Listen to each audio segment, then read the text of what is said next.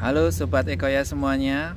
Pagi hari ini saya akan membagikan tutorial cara menanam buah di dalam pot atau kita biasa sebut tabulam pot.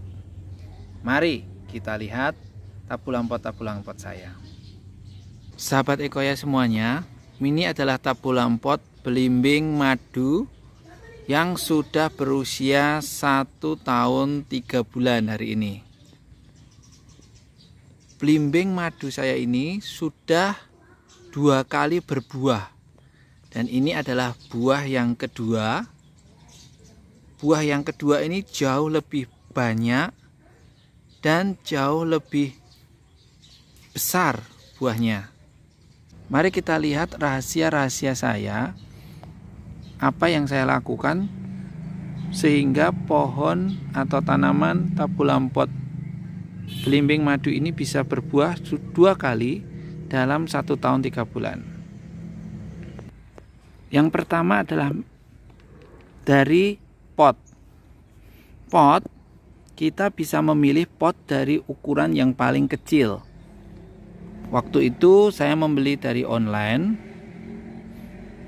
kemudian saya tanam ke polybag ukuran 25. Setelah 3 bulan saya pindahkan ke pot ukuran 40. Nah, kenapa saya milih ukuran 40 nggak langsung ukuran besar? Karena tanaman tabulam pot itu sebaiknya kita memakai pot dengan diameter yang kecil. Saat tanaman sudah mulai besar atau batangnya sudah besar, kita bisa memindah ke pot yang diameternya di atasnya. Kemudian media tanam. Saya biasa mencampurkan media tanam itu harus lembab, tidak kering, tidak basah. Seperti ini. Jadi kalau kita pegang itu lembab. Media tanam yang saya pakai itu adalah campuran dari tanah, sekam bakar, kotoran hewan yang sudah difermentasi,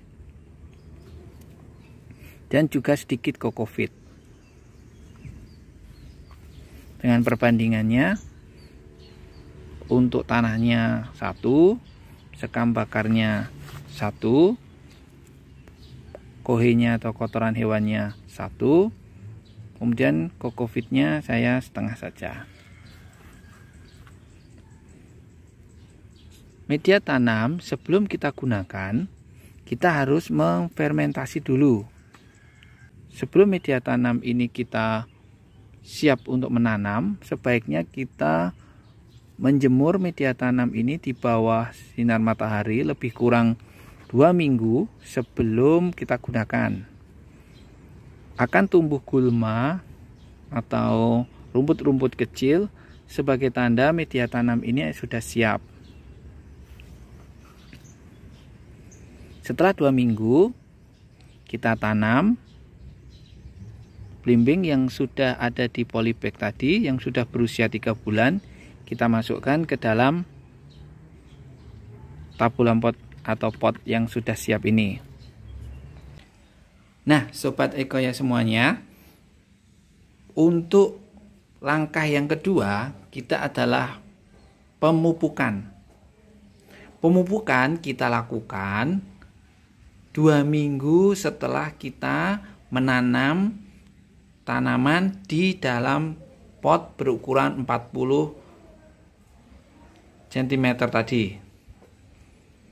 Pemupukan yang pertama adalah kita pemupukan vegetatif atau pemupukan untuk pertumbuhan.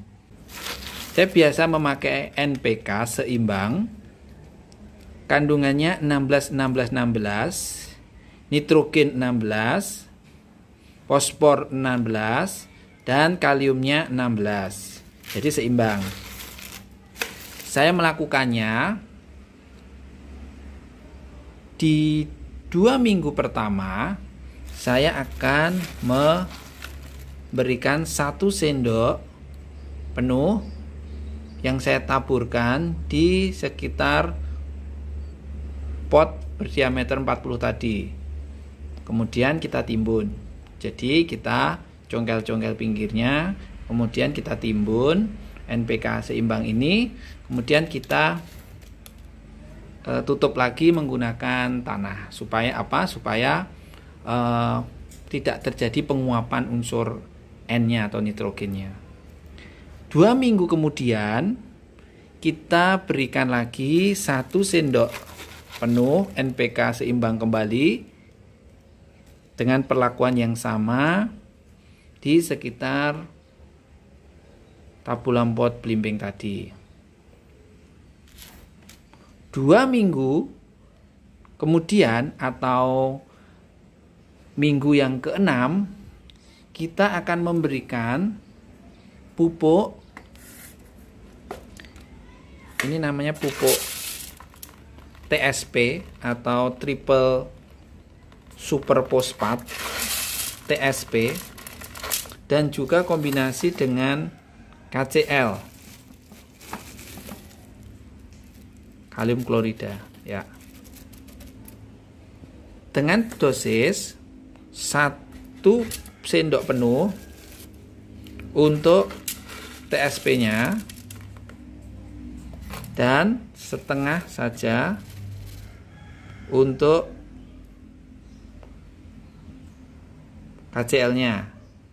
Kita taburkan, kita congkel-congkel dulu, kemudian kita taburkan di sekitar tabulam pot kita, kemudian kita timbun kembali.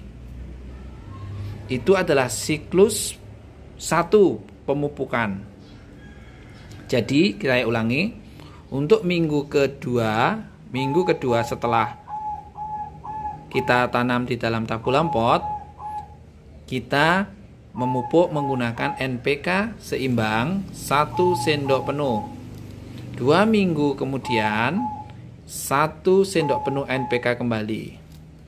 2 minggu kemudian 1 sendok TSP dan setengah sendok KCl.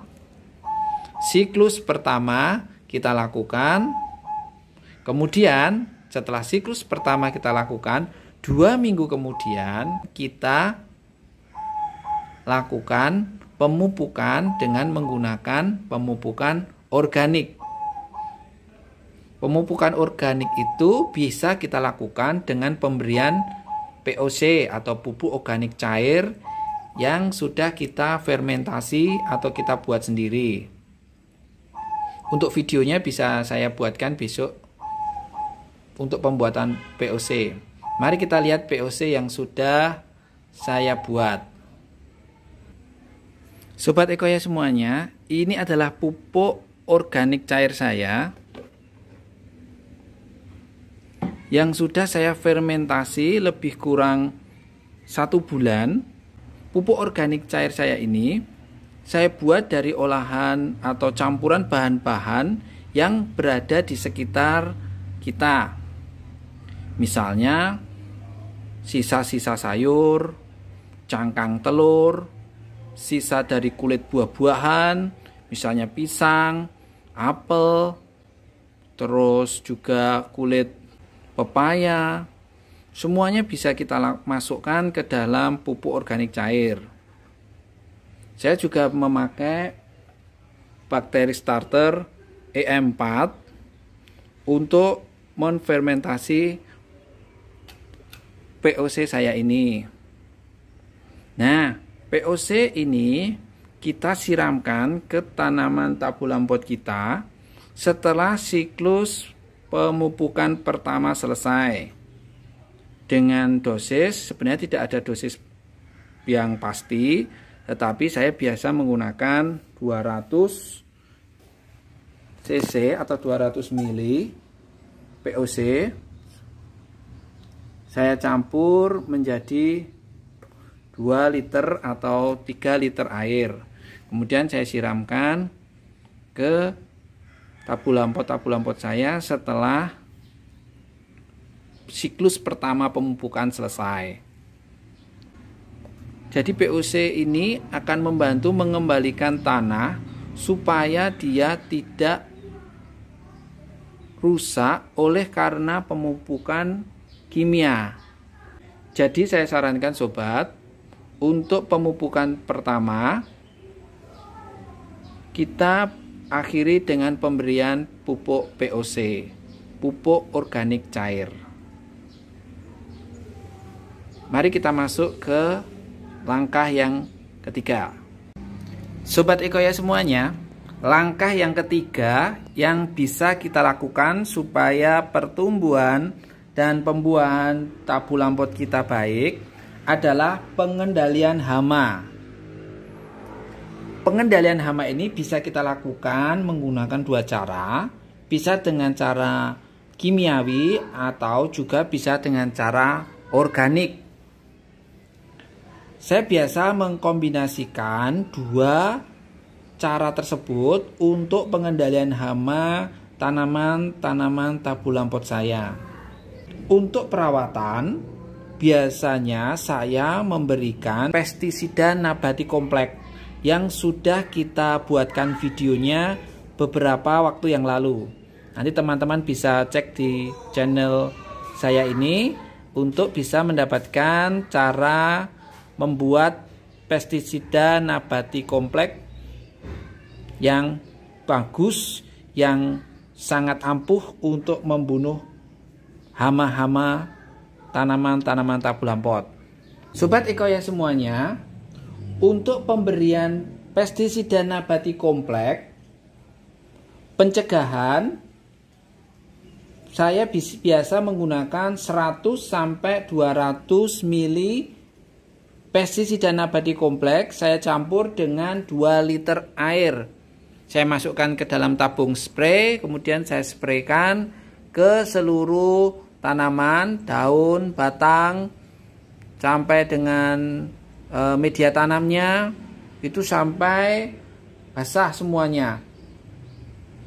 Dan ingat, harus dilakukan pada waktu pagi jam 6 dan atau sore jam 5. Karena jam-jam tersebut stomata daun masih kecil, atau pada waktu sore hari jam 5 itu stomata daun mulai mengecil. Jadi kita bisa menyemprotnya di pagi jam 6 atau sore jam 5. Bila terjadi serangan berlebih, maka kita bisa menyemprotnya menggunakan pestisida nabati kompleks ini dengan dosis 200 sampai 400 ml. Kita campur dalam 2 liter air. Kemudian kita semprotkan di seluruh daun dan batang dan media tanam. Itu apabila dirasa tanaman tabu lampot kita mendapat serangan yang banyak. Atau kita bisa menggunakan pengendalian hama menggunakan kimia. Pemberantasan hama atau penyemprotan, kita sebaiknya menyemprotnya setiap 10 hari sekali. Atau saat terjadi serangan yang berlebih. Misalkan setelah 5 hari kita semprot, tetapi tanaman kita masih ada hama, masih ada serangan hama, bahkan bertambah, kita bisa menyemprotnya di hari ke-6. Tetapi apabila dirasa hamanya sudah berkurang atau bahkan tidak ada, kita bisa melakukannya kembali setiap 10 hari sekali.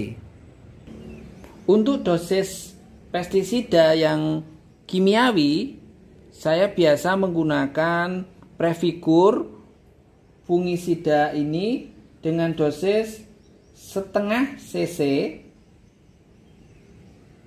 dicampur dengan 1 liter air. Setengah cc Previgur dicampur dengan 1 liter air. Untuk penyemprotan fungisida atau pemberantasan jamur. Untuk pemberantasan insektisida atau hama yang disebabkan oleh serangga, saya biasa menggunakan Marsal dengan dosis 1 cc saya campur dengan 1 liter air. Apakah fungisida boleh dicampur dengan insektisida? Ya, boleh. Misalkan dalam satu spray saya ini kan 2 liter. Jadi saya bisa menggunakan 2 liter air, saya campur dengan 1 cc Previkur dan 2 cc Marsal. Itu untuk penyemprotan melalui kimiawi. Saya ulangi ya sobat, biar semuanya jelas, tidak ada yang bingung. Untuk pestisida nabati kompleks, pencegahan saya biasa menggunakan 100 sampai 200 ml dalam 2 liter air. Untuk pengobatan atau terjadi serangan yang berlebih, pestisida nabati kompleks 200 cc sampai bisa maksimal 400 cc dalam 2 liter air. Kita semprotkan dari batang, daun, dan media tanam 10 hari sekali. Untuk pestisida kimiawinya, kita bisa menggunakan kombinasi Marsal dan Previkur. Untuk spray berukuran 2 liter, kita bisa menggunakan Previkur 1 cc dicampur dengan Marsal 2 cc. Itu untuk pengobatan atau pemberantasan hama yang berlebih. Kita bisa menggunakan pestisida kimiawi. Saya sarankan jangan menggunakan pestisida kimiawi terus-menerus karena akan menyebabkan resisten atau kebal. Baik sobat, untuk langkah yang ketiga pengendalian hama, mudah-mudahan jelas ya sobat. Kita masuk ke langkah yang keempat. Baik sobat Ekoya semuanya, kita masuk ke langkah yang keempat, yaitu pemangkasan, pengendalian gulma, dan estafet pot atau pemindahan pot. Yang pertama yang biasa kita lakukan untuk pemangkasan, kita selalu mengacu pada teori 139 ya sobat ya. Untuk 1 batang primer, kita bisa mencabangkan menjadi batang sekunder sebanyak 3, 4, ataupun 5. Tetapi yang biasa kita lakukan adalah 3 atau 4, tergantung pohonnya.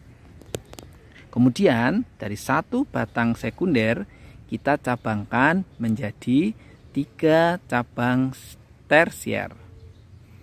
Nah, apabila tumbuh tunas air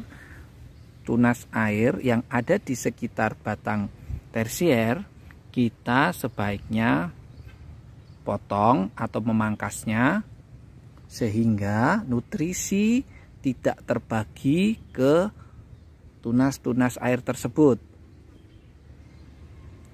Pemangkasan biasanya kita lakukan setiap 2 minggu sekali, karena 2 minggu sekali itu pasti akan muncul tunas air pada setiap batang tersier. Jadi setiap 2 minggu sekali kita akan memperhatikan setiap batang tersier kita, apakah ada tunas air atau tidak. Apabila ada tunas air, kita akan memangkasnya. Apabila sobat mau mencabangkan lagi cabang tersier, bisa dicabangkan kembali menjadi 3 cabang tersier 2 dan seterusnya, sehingga tanaman akan membentuk tajuk yang indah, rapi, dan pastinya akan berbuah lebat. Sobat Ekoya semuanya, untuk pengendalian gulma kita cukup mengambil atau mencabuti saja gulma-gulma yang ada di sekitar tanaman tabulam pot kita. Misalnya ini tabulam pot jambu madu saya. Ini ada gulma-gulma seperti ini. Kita harus mencabutnya supaya nutrisinya tidak terbagi dengan gulma-gulma ini, sehingga tanaman tabulam pot kita ini nutrisi yang ada di dalam pot betul-betul hanya untuk tanaman buah kita. Jadi mudah untuk pengendalian gulma, hanya kita rajin untuk mencabuti rumput-rumput atau tanaman-tanaman liar yang berada di sekitar pot. Sobat Ekoya semuanya, untuk pembahasan tentang estafet pot atau pemindahan pot itu belum pernah saya lakukan, karena tanaman-tanaman tabulam pot saya ini belum ada yang berusia 2 tahun. Jadi saya merasa belum ada yang layak untuk dilakukan estafet pot atau dipindah ke pot yang lebih besar. Tapi kita harus memperhatikan dari bulu-bulu akar. Ya, dari bulu-bulu akar seperti tanaman jambu madu saya ini.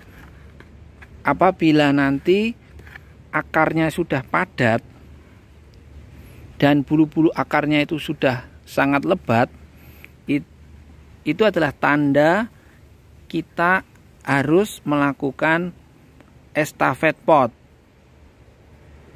Jadi estafet pot itu dilakukan apabila media tanam sudah padat, akar-akar, bulu-bulu akar sudah sangat banyak, kemudian kita lakukan estafet pot. Itu salah satu kunci dari tabulam pot yang berhasil. Kenapa kita harus melakukan estafet pot? Karena akar-akar yang padat itu bisa menyebabkan jamur akar yang bisa mempengaruhi dalam penyerapan nutrisi di dalam pot ini. Kemudian kita juga perhatikan di sekitar tanaman, jangan sampai akar dari tanaman tabulam pot kita ini keluar dari pot. Ya, jadi setiap 2 minggu sekali atau saat kita melakukan pemupukan, kita wajib menggeser atau memindah atau mengganti posisi supaya tidak ada akar yang keluar dari pot. Jadi nutrisi tanaman tabulam pot kita ini hanya berasal dari apa yang kita berikan kepada tanaman kita ini. Jangan sampai tanaman ini mengambil nutrisi dari luar selain dari yang kita berikan. Itu prinsip tanaman buah di dalam pot. Demikianlah Sobat Ekoya semuanya, tips dan trik cara bertanam dengan media tabulam pot. Semoga apa yang saya bagikan ini bermanfaat bagi sobat semuanya, dan tetap menanam, tetap semangat dalam bertanam untuk menghijaukan bumi Indonesia. Terima kasih bagi sobat Ekoya yang sudah subscribe. Saya akan terus membagikan tips dan trik bercocok tanam yang menyenangkan dan menghasilkan banyak manfaat bagi kehidupan kita. Sampai bertemu di video kita selanjutnya. Terima kasih.